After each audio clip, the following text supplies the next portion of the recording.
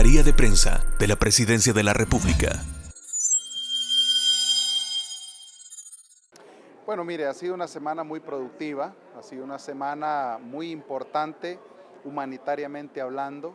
Si bien es cierto, este día conmemoramos o celebramos el Día Internacional por la Reducción de Riesgo de Desastres, creo que cada una de las agencias que trabajan por justamente esa temática en El Salvador ha tenido un espacio para poder demostrar cuál es el trabajo que están realizando.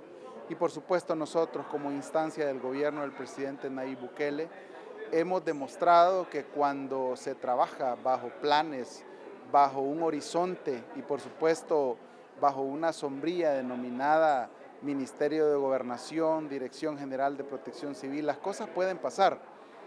Todo el recurso humano, todo el talento humano del gobierno del presidente Nayib Bukele, de las instituciones que trabajan en pro de la reducción de riesgo de desastre, han participado muy activamente, nos sentimos muy satisfechos.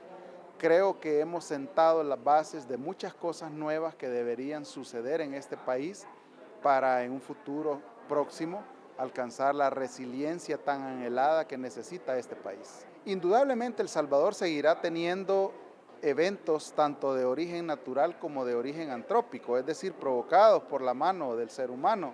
Sin embargo, creo que estamos definiendo cuál es la ruta que debe seguir el Estado, no solamente las instituciones, el Estado en general, para poder desarrollar acciones puntuales para reducir el riesgo de desastres, cumpliendo no solamente con nuestro mandato jurídico, sino con acuerdos globales, y me refiero al objetivo de desarrollo sostenible, al marco de acción de Sendai 2015-2030, al protocolo de Kioto, al acuerdo de París, todos esos estamentos jurídicos globales que por supuesto tienen incidencia en nuestro marco jurídico nacional. En el caso de El Salvador tenemos una peculiaridad. A mí me gusta bastante lo tomé de una revista Sura de Geociencias, la imagen de la izquierda, que señala cuáles son las amenazas a las que puede estar expuesto cualquier parte del territorio, algunos, digamos, más que otros. Entonces, me gusta porque cuando estaba preparando la presentación, la idea era indicar cuáles no aplican en El Salvador. Entonces, llama la atención que la mayoría aplican en El Salvador. Entonces, al final decidí no tapar, digamos, las que no aplican y dejarlas vistas, ¿verdad? Porque son muy pocas las que no aplican. Es decir, quizás avalanchas de nieve, digamos, probablemente no tengamos, pero la gran mayoría de amenazas sí las enfrentamos. Y del otro lado están algunos valores relacionados con nuestros recursos naturales, es decir, nosotros analizamos el comportamiento de estas variables naturales que en algún momento se convierten en amenaza. Entonces es bastante interesante que vivimos en un país donde cuando empieza a llover nos preocupamos más de lo que nos alegramos, ¿verdad? Que en teoría deberíamos de alegrarnos porque llueve y decir, hey, qué bueno, está lloviendo, y no, nos preocupamos porque está lloviendo. Entonces, ¿cuál es el comportamiento del río? Preocupados en lugar de ver que los caudales. Entonces, nosotros lo que hacemos es monitorear estas variables ambientales, naturales, para ver cuándo se convierten en amenaza. Un par de datos, digamos, entiendo que en el material estará disponible la presentación, pero un par de datos. Por ejemplo, nosotros tenemos 12 zonas sísmicas en el territorio. El 63% del territorio está catalogado como amenaza sísmica alta, ¿verdad? Y el otro 37% con una categoría moderada. Tenemos más de 6 volcanes activos. Recién terminamos el Atlas Volcánico de El Salvador, hemos identificado 242 volcanes. Eso es bastante interesante para un territorio como el nuestro, digamos, prácticamente creo que, por aquí tengo el dato, supera el 90% del territorio, está cubierto por rocas de origen volcánico, es decir, nuestra geología debería de ser analizada por vulcanólogos más que por geólogos, y todo volcán, aunque no esté activo, tiene por sus características propias y por ser, digamos, generados recientemente, digamos, con materiales prontos a deslizarse. Pero bueno, este es como el contexto nacional, digamos, tenemos muchas amenazas, monitoreamos nuestros recursos naturales y vemos que tanto esos recursos naturales se nos pueden salir de control haciéndolos amenazas. Volviendo a la ecuación, esta, que es la que vamos a tratar de desarrollar para ver qué evaluaciones tenemos a nivel nacional para evaluar el riesgo, un poco para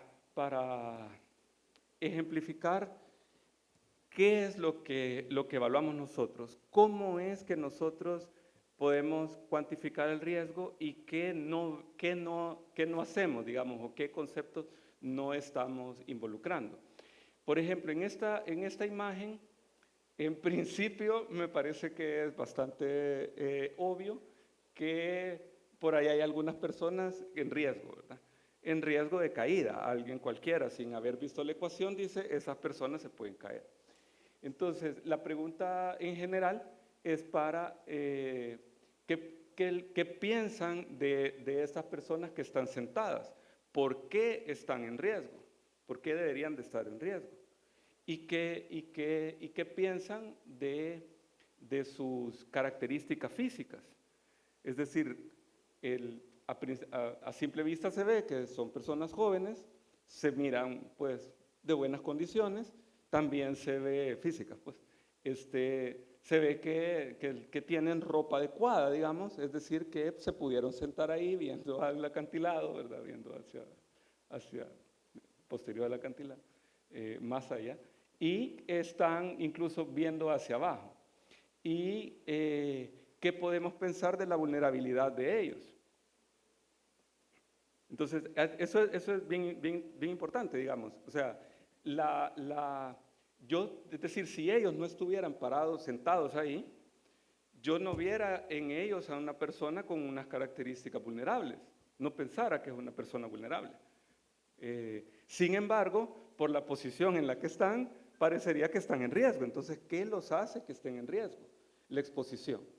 Entonces, de esa manera analizamos nosotros la información que tenemos. Tratamos de separar la vulnerabilidad de la exposición y de las condiciones de amenaza. Si ellos se alejan o, por ejemplo, no sé cómo acercar la foto, pero allá en la esquina se ven que hay otros jóvenes también viendo hacia afuera del acantilado. ¿Y qué piensan de ellos? En principio se ve que tienen menos riesgo de caída que los que están sentados, ¿verdad? Que vemos de este lado. Entonces, ¿por qué pensamos de pronto que ellos tienen menos riesgo? Bueno, por la posición en la que están. Es más difícil caerse, ¿verdad? Caerse del acantilado acostado que sentado viendo al frente. Pero tienen las mismas características de las personas que estamos viendo de este lado. Es decir, tienen la misma vulnerabilidad, sin embargo, por las medidas que han tomado, tienen menos riesgo, ¿verdad? Aunque probablemente la exposición sea la misma. Entonces, con esto, digamos que es un ejemplo bastante sencillo, es que, digamos, con esa idea o con esa concepción, es que nosotros analizamos nuestras condiciones de riesgo. Entonces, ¿qué hicimos? Identificar cuáles son aquellas características que tienen, por ejemplo, la vivienda en El Salvador y cómo se distribuyen a nivel, bueno, ahora distrital, a nivel municipal.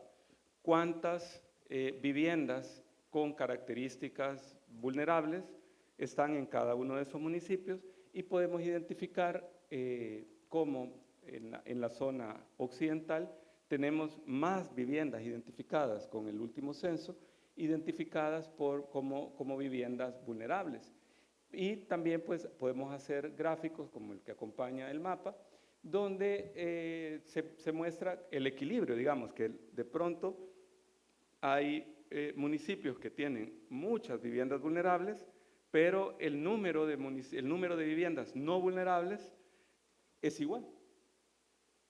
Pero tenemos municipios donde tenemos muchas viviendas vulnerables en cantidad, pero también hay viviendas no vulnerables que probablemente superen. Entonces, las estrategias de mejora, digamos, en esa vulnerabilidad se van a atender, bueno, dependiendo de las características o ese grupo, ese conjunto de viviendas que se puedan identificar. Entonces, ¿qué es lo útil de esto? Que no esperamos a tener una evaluación de riesgo completa, no estamos viendo qué amenazas están ahí, no estamos haciendo ningún análisis de exposición, simplemente con la muy información que tenemos de vulnerabilidad ya podemos tomar decisiones. Chévere. Entonces, ¿qué metodologías? Voy a pasar muy rápidamente las 3 metodologías de riesgo que utilizamos. Una metodología de riesgo está enfocada meramente en la exposición. Ni nos metemos con la vulnerabilidad, simplemente decimos, aquí hay una amenaza que está expuesto. Hay una evaluación un poco de más detalle pues para priorizar, y empezamos con la infraestructura prioritaria o aquella infraestructura que debe estar operativa siempre, que es un segundo tema, y después una evaluación más formal donde colocamos incluso esas características vulnerables y la probabilidad que tienen, o sea, cómo se comportan esas características de acuerdo a las amenazas que están siendo evaluadas. Entonces, ese es el primero, es una evaluación regional. Esto, digamos, el de exposición permite hacer evaluaciones regionales y llevarlas a nivel nacional. Y con esto lo que tenemos son mapas como este, donde podemos identificar, de nuevo, a nivel de los municipios anteriores, por ejemplo, cuánta población está más expuesta a inundaciones, cuánta población está más expuesta a deslizamiento, cuánta población está más expuesta a sequía. Y únicamente exposición, es decir, tenemos la cantidad y tenemos un catálogo de amenazas, que ya lo vamos a ver. En este, que es el otro ejemplo, que fue específico para la infraestructura prioritaria, teníamos, digamos, 2 objetivos. El objetivo era desarrollar un grupo de información que nos permitiera hacer análisis, o desarrollar análisis, y que pudiéramos contar con metodologías que fueran más sostenibles, es decir, que pudiéramos con frecuencia hacer este tipo de análisis. En este caso no tenemos considerado periodo de retorno para todas las amenazas, para este caso. En los procesos, con lo que voy a finalizar, en los procesos que estamos haciendo ahora, sí tenemos periodos de retorno para todas las amenazas. Entonces, ¿qué consideramos acá? Consideramos deslizamientos, 4 categorías de susceptibilidad, no llegamos a poner amenaza, no tiene probabilidad, solo tiene la propensión a deslizarse. Los mapas de amenaza volcánica, flujos de escombros, lava, caída de ceniza, balísticos. La parte de inundaciones están separados por 3 zonas, sismos y tsunamis. Entonces, parte del proceso fue establecer un atlas de amenaza. Se me pasó poner el QR para que los pudieran consultar.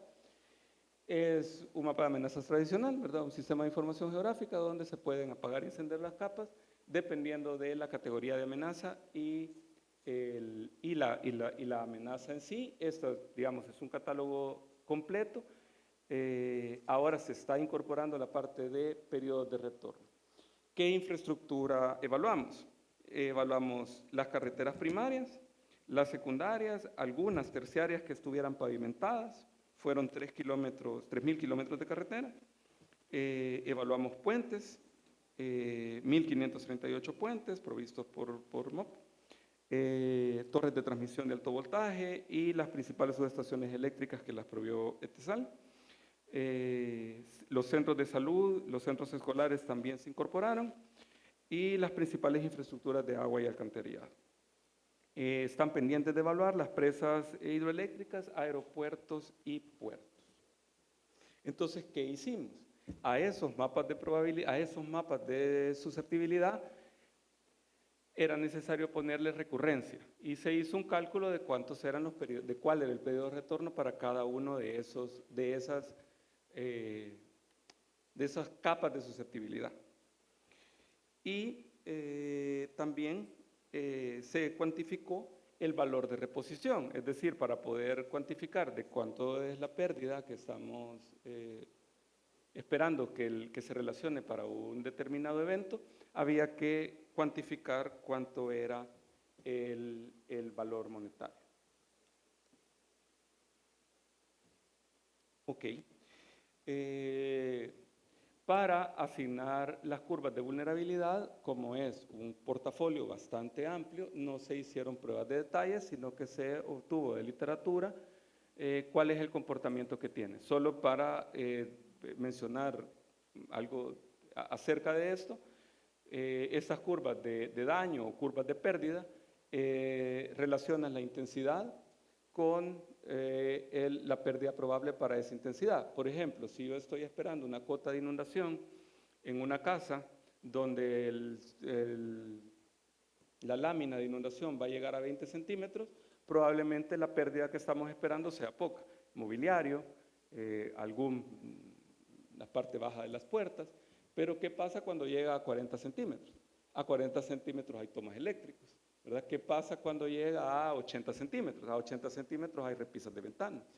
Entonces, dependiendo de las características que tienen las infraestructuras que estamos analizando y la intensidad, digamos, con la que estamos midiendo la amenaza, entonces así podemos estimar cuál es el daño esperado para cuando esa condición se dé.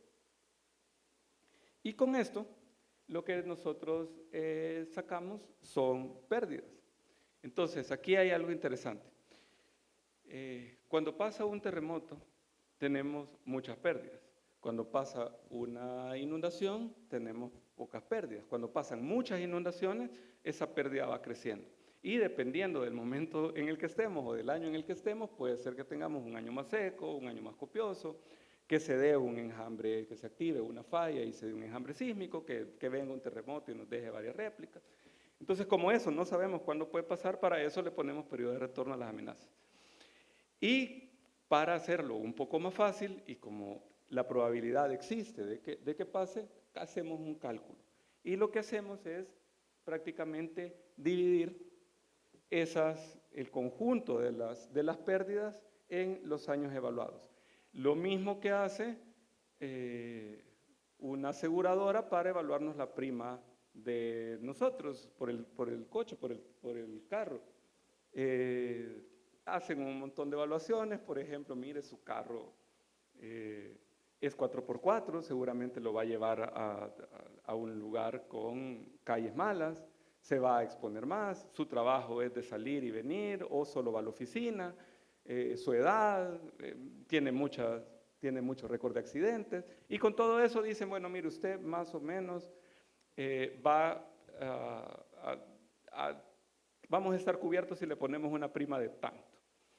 Y lo que hace uno es pagarla. En teoría, si yo guardara ese dinero, es decir, si no contratara el seguro, sino que yo lo guardara, cuando me pase un percance, yo voy a tener dinero suficiente como para, ya sea, reparar el golpe o el daño el que le pude haber hecho a un tercero, y si no me alcanza lo que tengo guardado, debería de poder hacer un crédito, terminar de pagar y con la misma prima que estaba guardando, pagar el crédito, hasta que quede a cero.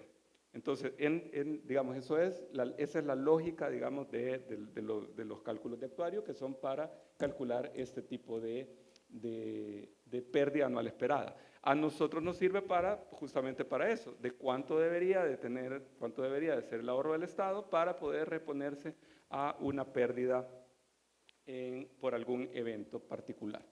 Entonces, generamos estas pérdidas anuales esperadas, que lo que hacen es proveernos un mecanismo estándar para poder evaluar cualquier amenaza. Y la ventaja es que podemos trabajar con la información que tenemos ya. Entonces, por eso nos fuimos por este camino y logramos tener resultados como este, donde podemos mapear siempre a nivel municipal. En este caso estamos combinando todas las amenazas, aquí están las pérdidas esperadas por todas las amenazas y todos los portafolios. No sé cómo hacer para hacerle zoom, pero yo lo tengo aquí.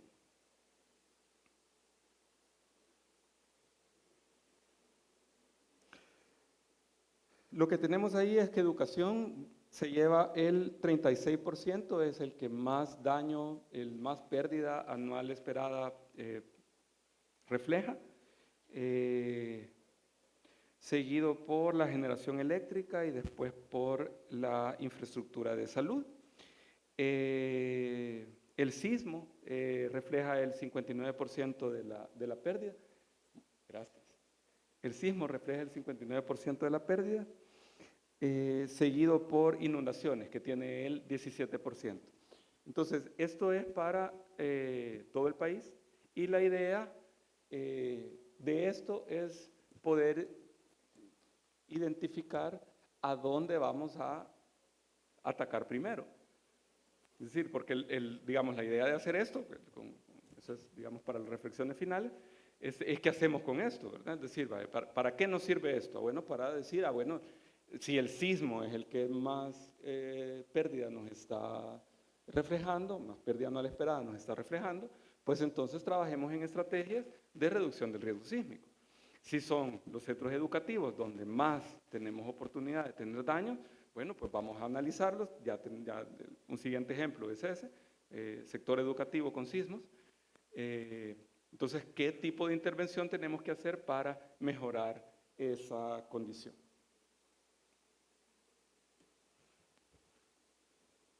Como este, por ejemplo, luego de hacer un análisis en el sector educativo público, caracterizando cuáles son las edificaciones de los centros educativos que más se repiten, cuáles son las que más daño pueden tener, cuáles son las más vulnerables y expuestas que nos han permitido decir que son las que generan más riesgo, cuáles albergan a más estudiantes, y después de todos esos análisis decimos, bueno, miren, esto lo podemos corregir haciendo esta intervención. Y al hacer esa intervención deberíamos de mejorar las condiciones o reducir las pérdidas de vida proyectadas o las pérdidas materiales proyectadas en tanto. Entonces, estos son análisis relativamente sencillos de decir, bueno, miren, este es el pool de edificaciones que pueden fallar, esta es la falla que pueden presentar, la falla que pueden presentar se puede reducir interviniéndolo así. Entonces, tenemos esos cálculos hechos y entiendo que ya el Ministerio de Educación ha empezado, bueno, la pandemia interrumpió un poco el proceso, pero la idea es que vaya mejorándose. Si nosotros estamos en un estado natural, digamos, en un comportamiento natural, nosotros tenemos esta gráfica, y voy a pasar a la siguiente para explicar. ¿Y qué pasa cuando un evento se da? Pues bueno, hay una pérdida grande y nos toca volver a empezar para llegar a un estado, digamos, como el que teníamos antes. La idea ahora con las nuevas tendencias en el análisis de riesgo o de reducción de riesgo es mejorar, digamos, las condiciones que teníamos originalmente, pero si nosotros hacemos intervenciones como las que mencionábamos, probablemente sí tengamos un impacto y sí, digamos, nos cueste volver a estar en el estado original, pero es mucho menor a no hacerlo. Ok, sigamos así. Entonces, ¿cuál es el reto ahora? Todos hemos advertido, bueno, creo que todos hemos advertido, voy a decir algo que si hay algún meteorólogo probablemente sea tema de discusión, no llueve igual, ¿verdad? Es decir, y si llueve igual, no lo habíamos registrado. O si llueve igual, casualmente no había llovido así en las zonas donde hoy tenemos estas condiciones de vulnerabilidad y exposición que tenemos. Entonces, que no llueva en menos de 3 años en menos de 2 años, 3 tormentas que saquen de raíz 80 árboles cada tormenta en una ciudad, eso es algo que por lo menos nosotros no teníamos registro. Entonces, para mí, no llueve igual. Es decir, estamos enfrentándonos a unas condiciones de la variabilidad climática bastante extremas que nos dicen, ojo con sus evaluaciones de riesgo. No podemos seguir diseñando o seguir evaluando el riesgo viendo los comportamientos históricos. Es decir, nuestros mapas de amenaza son con base, como todos los mapas de amenaza que existen, con base en el pasado. Es decir, nosotros lo que decimos es, así llueve con esta frecuencia y generamos, por ejemplo, curvas de intensidad, duración, frecuencia para diseñar un puente. Entonces, ¿qué es lo que pasa? Si ya no llueve igual y si los efectos del cambio climático nos están dejando tormentas más intensas, probablemente deberíamos de diseñar esos puentes con esa proyección de esas tormentas más intensas y no con lo histórico. Entonces, ¿qué es lo que hacemos nosotros? Estamos, en el observatorio se aloja el visor de escenarios climáticos de precisión para todo Centroamérica. ¿Por qué para todo Centroamérica? Porque nosotros no podemos adaptarnos al cambio climático pensando que termina en la frontera. Principalmente, pues, el río Lempa tiene, creo, más área fuera de nuestras fronteras que internamente. Entonces, tenemos que saber cómo va a llover ahí para prepararnos de cómo va a ser el comportamiento, por ejemplo, en nuestras centrales hidroeléctricas, que ya es, digamos, un tema diferente. Y entonces, ¿qué hacemos? Evaluamos la amenaza siempre sin cambio climático y evaluamos la amenaza con cambio climático. Estas características del cambio climático futuras, digamos, para una variable en particular, por ejemplo, temperatura o humedad, ¿qué características tienen las infraestructuras que pueden ser sensibles a esos cambios? ¿Qué características tiene un cultivo a esos cambios? Entonces, la idea es no solo alterar la amenaza, que va a alterar probablemente la extensión y la frecuencia de ocurrencia, sino que también alterar las condiciones de los elementos expuestos y esa vulnerabilidad, ¿verdad? Por ejemplo, los muchachos que estaban en el acantilado, y si hubiera estado haciendo un frío extremo y se tienen que poner unos suéteres o abrigarse de más, y eso les hace perder el equilibrio, digamos. O sea, ¿verdad? Hay cosas que pueden pasar, es decir, cosas que tenemos que evaluar. Y entonces hemos identificado, por ejemplo, en carretera, el comportamiento del clima muy sensibles al rango de temperatura, y si los rangos de temperatura, si las carreteras fueron diseñadas no por desempeño, sino que por temperatura, entonces estamos poniéndoles un elemento adicional que afecta las condiciones de vulnerabilidad de la carretera, que cuando se inunden, le van a permitir que no se comporten como se habían diseñado porque no están, digamos, cumpliendo con las características con las que se diseñaron. Y entonces nosotros, digamos, la idea es trabajar sobre la base de adaptarnos al cambio climático, o bien evaluar el riesgo climático y de desastres. Eso, digamos, es parte de lo que se está haciendo.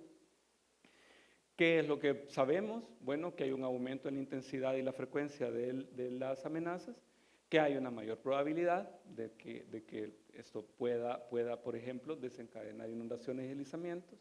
El nivel del mar también, digamos, afecta. Y, como les decía, la capacidad adaptativa y la sensibilidad al cambio afecta también en nuestras evaluaciones de riesgo. Bueno, entonces, ¿qué es lo que hacemos? ¿O para qué hacemos eso? La idea es reducir el riesgo, ¿verdad? Entonces, establecer esa primera línea base, que son estos análisis que hemos tenido, que ahora se va a presentar el plan nacional que ha considerado esta base. Deberíamos de ponernos una meta, ¿verdad? Es decir, nosotros al 2030, nosotros al 2040, no deberíamos de tener esas condiciones de riesgo, deberíamos de tener estas condiciones de riesgo, hacer una planificación para lograr mejorar esas condiciones de riesgo, reducir las condiciones de riesgo y hacer un plan de acción de esas medidas. Entonces, ¿De qué se trata? De establecer estrategias de gestión correctiva, por ejemplo, lo que hablábamos de las escuelas. Si tenemos ya claro que hay que reforzar, bueno, hagamos una gestión y corrijamos ese riesgo, pues corrijamos esa vulnerabilidad si es eso lo que hay que hacer. Corrijamos la vulnerabilidad y hagamos una estrategia de prevención relacionada con una gestión correctiva y la complementamos con una gestión prospectiva. ¿Qué estamos haciendo en el caso de sismos? Mejorando el código, es decir, con las actualizaciones de la amenaza sísmica, con la nueva información de respuesta de sitio, se está actualizando el código y se hace una gestión prospectiva diciendo, bueno, mire, lo nuevo que va a construir ya no lo construya como lo estaba construyendo porque ya sabemos que está construyendo riesgo, ahora utilice esta nueva reglamentación o regulación. Y trabajamos en estrategias de prevención porque no podemos corregir de un día para otro las condiciones en las que estamos.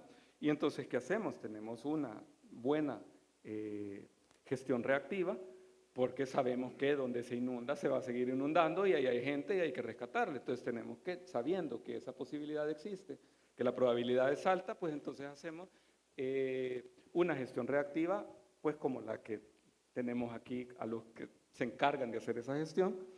Y va a haber algo que no vamos a poder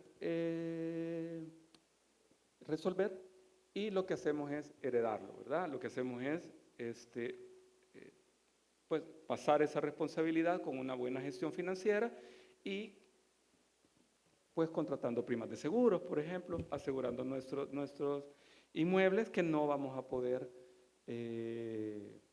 atender con una gestión reactiva porque se sale de nuestras manos.